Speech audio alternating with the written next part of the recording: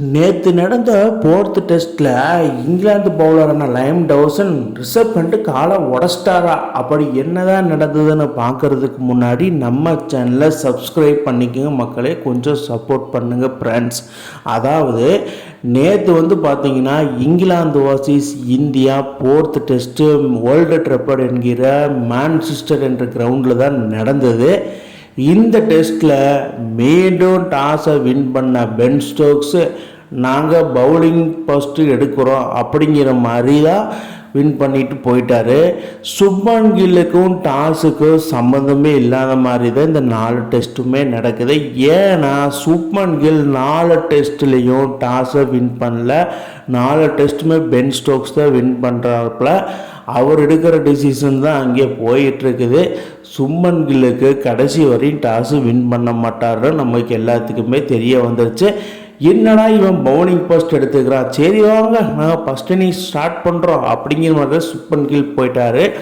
ஸ்டார்டிங்லேயே எஸ்எஸ்வி ஜெய்ஸ்வால் இங்கிலாந்து பவுலர்ஸை மரண பயத்தை காமிப்பார்னு பார்த்தா இவர் என்னடா செட்டேஸ்வர் புஜாரா மாதிரி ஆடிட்டு இருக்காப்புல நிதானமான ஆட்டத்தை வெளிப்படுத்துவார். அதே மாதிரி தான் கேஎல் ராகுல் அதுக்கு மேலே ஒரு நிதானமான ஆட்டம் அப்படின்னு நினச்சேன். பட் இல்லை, கேஎல் ராகுல் பார்த்தீங்கன்னா அதிரடி ஆடிட்டுருக்காரு, ஜெய்ஸ்வால் பொறுமையாக ஆடிட்டுருக்காரு. எனக்கே ஒரு ஷாக்கிங் அண்ட் சர்ப்ரைஸு.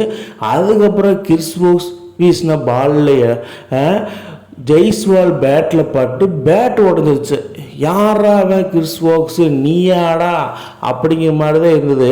அதாவது ஒரு பிரேடன் கார்ஸு ஜப்ராச்சர் வீசி பேட் உடஞ்சா பரவாயில்ல, கிறிஸ் வோக்ஸ் வீசியெல்லாம் பேட் உடையுது, வேறு மாதிரி போயிட்டுருக்குது. 2 பேர் நல்லா ஆடிட்டு இருந்த சமயத்தில் லஞ்ச் வரைக்கும் நல்லா தான் ஆடிட்டு இருந்தாங்க. லஞ்சு முடிச்சு வந்த கையோடைய கேஎல் ராகுல் 46 ரன்னு கிறிஸ் வோக்ஸ் கிட்ட அவுட் ஆகி பெவிலியன் திரும்பி போயிட்டாப்புல. இது என்னடா இது கேஎல் ராகுலுக்கு வந்த சோதனை. எப்போ பார்த்தாலும் இந்த 40ஸ்லேருந்து 50s அடிக்கிறதுக்குள்ள தலைமை லாட் ஆஃப் டைம் அவுட் ஆகி பெவிலியன் திரும்பி வைக்கிறான். இப்போ தாண்டா நல்லா ஆடிட்டு இருந்தீங்கன்னு பெருமையாக சொன்னேன். ஏன்னா லஞ்ச் பிரேக் முடிக்கும்போது 90க்கு 0 தான் இருந்தது. 6-7க்கு ஸ்டார்ட் பண்ணாங்க மேட்சை. வந்த உடனே அவுட் ஆகி பெவிலியன் திரும்பினா என்ன தான் பண்ணுறது? கேஎல் ராகுல் ஒன்றும் சொல்கிறதுக்கு இல்லை.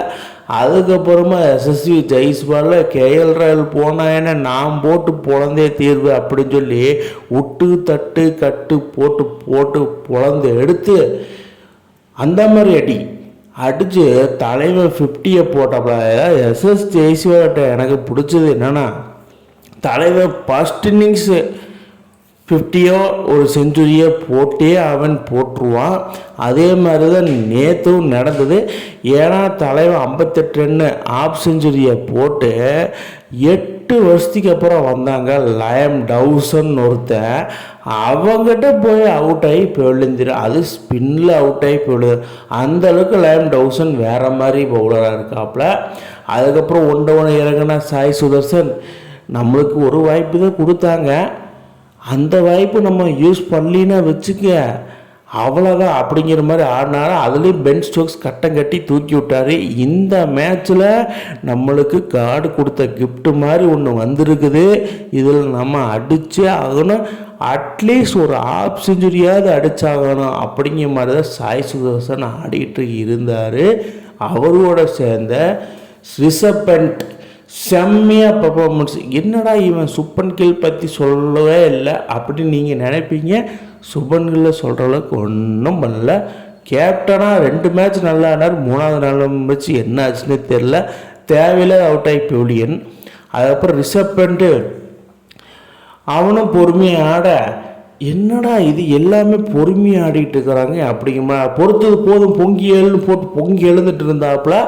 பொங்கி எழுந்ததுக்கு கொடுத்த கிஃப்ட் மாதிரி லைம் டவுசன் 8 வருஷத்துக்கு அப்புறமா வந்து பவுலிங்கை போட்டு ஒரு விக்கெட்டை எடுத்து ரிஷப் பண்ட காலை உடச்சு தள்ளிட்டாப்புல.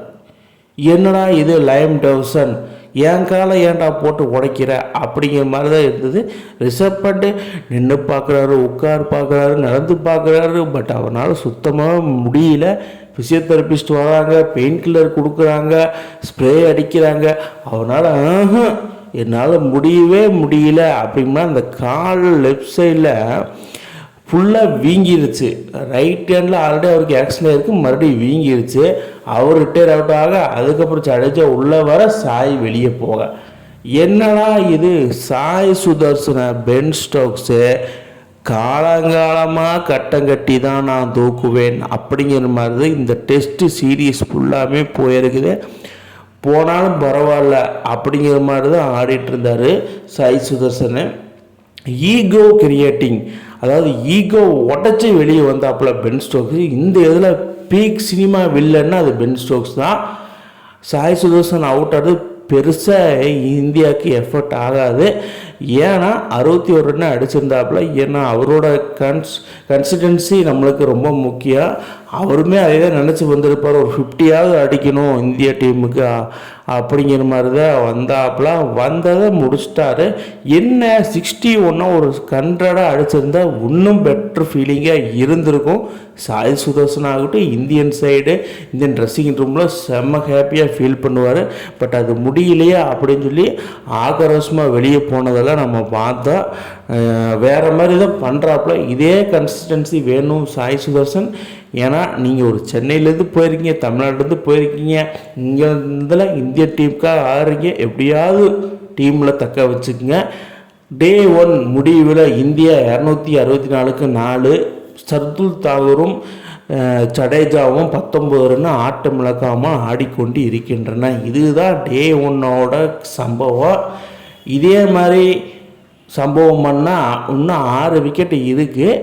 எப்படி குறைஞ்சது ஒரு 350-400 அடிச்சிட்டாங்கன்னா போது இங்கிலாந்து போட்டு போன இடத்துல நம்ம இந்த மேட்சோட வின்னிங் பர்சன்டேஜுக்கு டிரைவர் சீட்டுக்கு வந்துடலாம். Well played Sai Sudharsan, well played KL ராகுல், வெல் பிளேடு நம்ம எஸ்எஸ்வி ஜெய்ஸ்வால். சுப்மன் கில்லை நான் எதுவும் சொல்ல முடியாது. ரிசர்வ் பண்ணிட்டு இன்ஜுரி ரிட்டையர் கட்டி இருந்திருந்தால் சம்பவமே வேறு. கடைசி 1 ஹவர் தலைவர் நின்றுதானா சம்பவமே வேறு. இன்னும் அவர் ஒரு செஞ்சுரியே போட்டிருப்பார் ரிசர்வ் பண்ணிட்டு.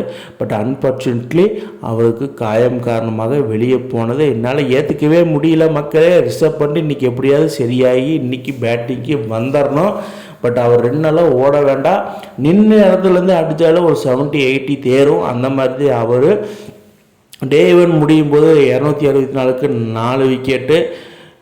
India versus England 4th test மேட்ச்சில். இன்றைக்கி டே 2ல் என்னென்ன சம்பவங்கள் நடக்குமான்னு தெரியல, கொஞ்சம் பொறுத்து இருந்தால் பார்க்கணும். டே 1 சம்பவத்தை பற்றி நீங்கள் என்ன நினைக்கிறீங்க கீழே கமெண்ட் பாக்ஸில் கமெண்ட் பண்ணுங்கள் மக்களே. இந்த மாதிரி இன்ட்ரெஸ்டிங் கிரிக்கெட் வீடியோவை தெரிஞ்சுக்க நம்ம சேனலை சப்ஸ்கிரைப் பண்ணுங்கள், லைக் அண்ட் கமெண்ட் பண்ணுங்கள். மேலும் மேலும் உங்களுக்கு வீடியோ வந்துகிட்டே இருக்கும்.